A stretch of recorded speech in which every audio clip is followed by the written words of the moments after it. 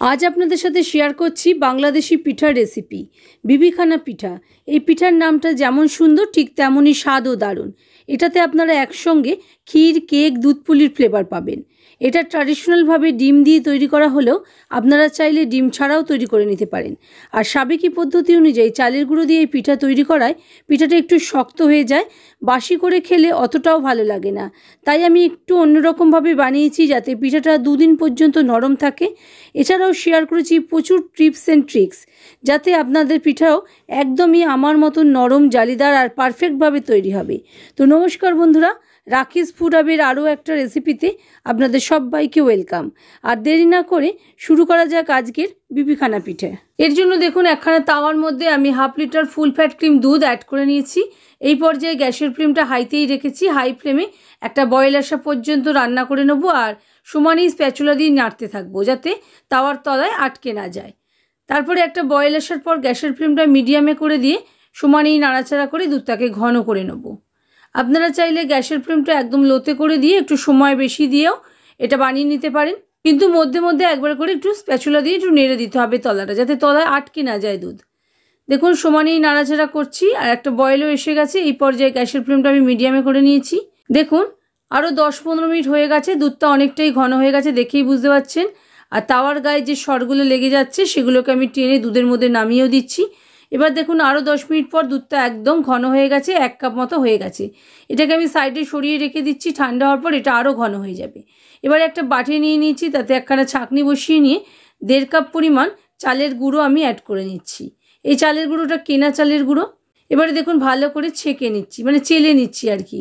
এরকমভাবে চেলে নিলে এয়ার ফর্ম হয় ব্যাটারের মধ্যে। 2 টেবিল চামচ পরিমাণ গুঁড়ো দুধ, 1/4 কাপ ময়দা আর 1/4 চামচ মতো নুন অ্যাড করে দিচ্ছি, দিয়ে এটাও ভালো করে চেলে নিচ্ছি। শুকনো উপকরণগুলো এইভাবে চেলে নিলে এগুলো অনেকটাই হালকা হয়ে যায় আর ব্যাটারটা খুব ভালো হয়। দেখুন চালার পর আপনাদের আমি দেখাচ্ছি একটু ময়লা অংশ থাকে, এগুলো থাকলে খেতে অত ভালো হয় না, সেই জন্য এগুলোকে বাদ দিয়ে দিতে হয়। এবার এটাকে সাইডে সরিয়ে রাখছি, রেখে একটা বড় বাটি নিয়ে নিয়েছি, তাতে 2টো মুরগির ডিম আমি অ্যাড করে নিচ্ছি। এবারে হুইস্কারের সাহায্যে ডিম দুটো খুব ভালো করে ফেটিয়ে নেব। আমি এখানে পিঠেটা মুরগির ডিম দিয়ে তৈরি করেছি, তবে আপনারা চাইলে হাঁসের ডিমও ব্যবহার করতে পারেন। সেক্ষেত্রে খেয়াল রাখবেন হাঁসের ডিমের একটা আষ্টে গন্ধ থাকে, যদিও সেটা ক্ষীর, গুড় ব্যবহার করার কারণে মাস্ক হয়ে যাবে। যাই ব্যবহার করুন না কেন, পিঠা বানানোর জন্য সমস্ত উপকরণই যেন রুম টেম্পারেচারে থাকে, এটা মেক শিওর করে নেবেন। দেখুন সমানই ভালো করে নেড়ে চেড়ে ফেটিয়ে নিচ্ছি। দেখুন ভালো মতন ফেটানো হয়ে গেছে, কালারটা দেখেই বুঝতে পারছেন কালারটা অনেকটা লাইট হয়ে গেছে। এই পর্যায়ে 2 টেবিল চামচ পরিমাণ চিনির গুঁড়ো অ্যাড করে দিয়েছি। আপনারা চাইলে শুধু গুড় দিয়েও করতে পারেন, আমি অল্প একটু চিনি দিলাম যাতে খেতে ভালো লাগে বেশি। এবারে 1/2 কাপ পরিমাণ খেজুরের গুড় আমি নিয়ে নিয়েছি।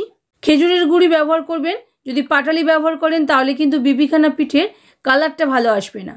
সেজন্য খেজুরের গুড় দিয়ে ভালো করে মিশিয়ে নিতে হবে। হুইস্কার দিয়ে ভালো করে মেশাতে হবে যাতে কোনো গুড়ের গুটলি অংশ না থাকে, এবং প্রত্যেকটা স্টেপে খুব ভালো করে মেশাতে মেশাতে এগোতে হবে। গুড় ব্যবহার করায় পিঠের রং গাঢ় হয় আর গন্ধও ভালো হয়।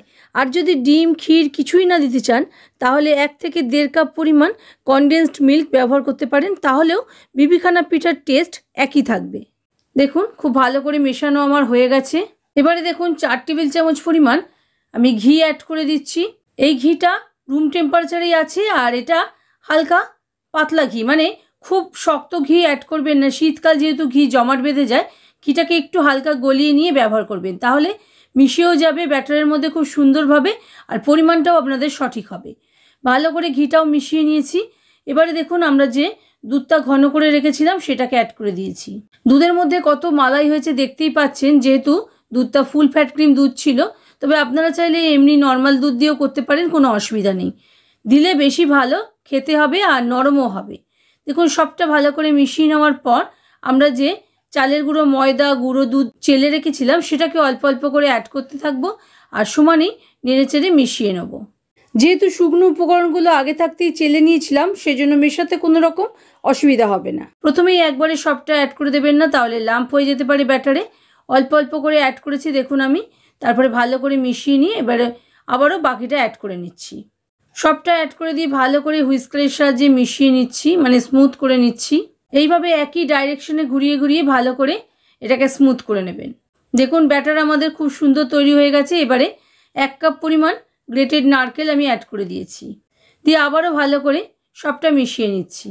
আমি নারকেল গ্রেট করে ব্যবহার করেছি যাতে পিঠে খাওয়ার সময় নারকেল আলাদা করে মুখে পড়ে। তবে আপনারা চাইলে নারকেল কোড়াও ব্যবহার করতে পারেন আর নারকেলের পরিমাণও কমিয়েও নিতে পারেন।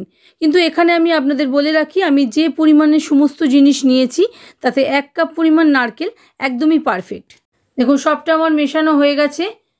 এবারে আমরা কেক টিনটা রেডি করে নেব, মানে যাতে আমরা করব। আপনারা চাইলে কোনো স্টিলের পাত্রেও করতে পারেন। আমি এরকম অ্যালুমিনিয়ামের কেক টিন নিয়ে নিয়েছি, তাতে অল্প একটু ঘি অ্যাড করে দিচ্ছি, দিয়ে ব্রাশের সাহায্যে ভালো করে মাখিয়েও নিচ্ছি। দেখুন আমার কেক টিনটা গ্রিস করা হয়ে গেছে। এবারে কড়া বসিয়ে নিয়েছি। কড়াটা একটু মোটা দেখে কড়া বসাতে হবে। আর এরকম টিস্যু পেপার আমি 3খানা দিয়ে দিয়েছি। দিয়ে এর উপরে একটা স্ট্যান্ড বসিয়ে দিচ্ছি। স্ট্যান্ড বসিয়ে এর মধ্যে জল দিয়ে দিচ্ছি। জল দিয়ে ঢাকা দিয়ে হাই ফ্লেমে গরম হওয়ার জন্য রেখে দিচ্ছি। এবার এর মধ্যে আমরা কেকটা পুরো রেডি করে এর মধ্যে বসিয়ে দেবো। ঢাকা দিয়ে দিচ্ছি। দেখুন গ্যাসের ফ্লেমটা হাইতে রেখেছি, জলটা খুব তাড়াতাড়ি গরম হয়ে যাবে। এবারে দেখুন শেষ যে কাজটা করব আমরা, 1 চামচ মতো বেকিং পাউডার আবারও চেলে অ্যাড করে দিচ্ছি। দিয়ে সবটা ভালো করে একই ডাইরেকশনে মিশিয়ে নেবো। বেকিং পাউডার সবশেষে ব্যবহার করলে কেকে যেরকম অনেক জালি তৈরি হয় আর খুব ভালো মতন কাজ করে কেকের মধ্যে, সেই রকমই ভাবেই আমি এটাকে ভালো করে মিশিয়ে নিয়েছি। এবারে দেখুন কেক টিনটা তো আমরা আগেই তৈরি করে নিয়েছিলাম, তার মধ্যে খুব তাড়াতাড়ি আমরা এটাকে ঢেলে নেব। এইরকম ঘন ব্যাটার বানিয়ে নিতে হবে আর খুব তাড়াতাড়ি ঢেলেও নিচ্ছি যাতে বেকিং পাউডারের অ্যাকশন চলে না যায়। ঢেলে নেওয়ার পর একটু ট্যাপও করে নেবো যাতে ভেতরে কোনো এয়ার না থেকে যায়। ট্যাপ করে কড়ার জল ফুটে গেলে আমরা তার মধ্যে বসিয়ে দেবো। দেখুন 2-3 বার ট্যাপ করে নিয়েছি। এবার ওপর থেকে গ্রেটেড নারকেল ছড়িয়ে দিলাম। কড়ার ঢাকা খুলে নিচ্ছি। জলটা আমাদের এতক্ষণে গরম হয়ে গেছে ভালো মতন। এবারে কেক টিনটা বসিয়ে দিয়ে একখানা ডিশ দিয়ে ঢাকা দিয়ে দিতে হবে। ঢাকা দিয়ে কড়ার ঢাকনাটাও লাগিয়ে দিচ্ছি। দিয়ে সিম আছে 55 থেকে 60 মিনিট রান্না করে নিতে হবে। এখানে আপনাদের জানিয়ে রাখি, কেক টিনের উপর একটা ডিশ উল্টো করে দিয়েছি যাতে পিঠের মধ্যে জল না ঢোকে আর পিঠেটা আমাদের ফুলবে, সেই জন্য ডিশটা উল্টো করে দিয়েছি যাতে পিঠেটা কোনো অবস্থাতেই ফোলার পর ডিশে আটকে না যায়। 1 ঘন্টা পর দেখুন ঢাকা খুলে টুথপিক ঢুকিয়ে আমি চেক করে নিয়েছি, একদম টুথপিক ক্লিন বেরিয়েছে। এবার এটাকে কড়া থেকে নামিয়ে নিয়েছি। নিয়ে এরকম কটন টাওয়েলটা দিয়ে আমি ঢাকা দিয়ে রেখে দিচ্ছি। ঘন্টা 2 পর আমি ঢাকা খুলে আপনাদের দেখাচ্ছি পিঠেটা আমাদের কেমন তৈরি হয়েছে। দেখুন 2 ঘন্টা হয়ে গেছে। এবার দেখুন ধারগুলো নিজে নিজেই ছেড়ে দিয়েছে, তাও ছুরির সাহায্যে ধারগুলোকে একটুখানি এরকমভাবে কাট লাগিয়ে নিলাম। নিয়ে একটা ডিশের উপরে উল্টে নিচ্ছি। হালকা করে ট্যাপ করলেই পিঠেটা আমাদের বেরিয়ে আসবে। তবে গরম অবস্থায় এটাকে আনমোল্ড করতে চেষ্টা করবেন না, তাহলে কিন্তু পিঠেটা ভালো শেপে বেরোবে না। ঢাকা খোলার পর আপনাদের আমি দেখাচ্ছি যে কত জালি হয়েছে। দেখুন পিঠের মধ্যে দেখে নিশ্চয়ই বুঝতে পারছেন যে পিঠেটা আমাদের কতটা ভালো হয়েছে। আর ধারগুলো লক্ষ্য করুন, একদম পারফেক্ট বিবিখানা পিঠে তৈরি হয়েছে। ভীষণ নরমও হয়েছে। নরম হওয়ার কারণ হিসেবে আমি আপনাদের আগেই বলেছি, আমি ময়দা ব্যবহার করেছি, ঘন দুধ বেশি পরিমাণে ব্যবহার করেছি, নারকেলও ব্যবহার করেছি, বেকিং পাউডারও একদম সব শেষে ব্যবহার করেছি। এই সব কিছুর কারণেই কিন্তু এই পিঠেটা এত নরম হয়েছে আর টেস্টি হয়েছে। এটা পরের দিন পর্যন্তও নরম থাকবে। আমি আপনাদের কেটে দেখিয়ে দিচ্ছি, দেখলেই বুঝতে পারবেন কতটা সুন্দর নরম জালিদার বিবিখানা পিঠে তৈরি হয়েছে। এই পিঠের রেসিপিটা প্রথম থেকে শেষ পর্যন্ত দেখার জন্য আপনাদের অসংখ্য ধন্যবাদ। এর আগেও আমি অনেক পিঠের রেসিপি চ্যানেলে শেয়ার করেছি, সেগুলোর লিঙ্ক ডেসক্রিপশন বক্সে অ্যাড করে দেবো, আপনারা চাইলে দেখতে পারেন। আশা করি বন্ধুরা আমার আজকের রেসিপি আপনাদের ভালো লেগেছে। যদি ভালো লাগে প্লিজ লাইক শেয়ার কমেন্ট করতে ভুলবেন না এবং আপনজন ও প্রিয়জনদের সঙ্গে ভিডিওটা প্রচুর শেয়ার করবেন। আর চ্যানেলে যদি নতুন বন্ধু হয়ে থাকেন তার চ্যানেলটা অবশ্যই সাবস্ক্রাইব করে নিতে ভুলবেন না। ভিডিওটা আপনারা যদি ফেসবুক পেজ থেকে দেখে থাকেন তাহলে পেজটাকে ফলো করে নেওয়ার অনুরোধ রইল। ভালো থাকবেন, সুস্থ থাকবেন। আবারও আসছি নতুন রেসিপি নিয়ে নতুন কোনো ভিডিওতে।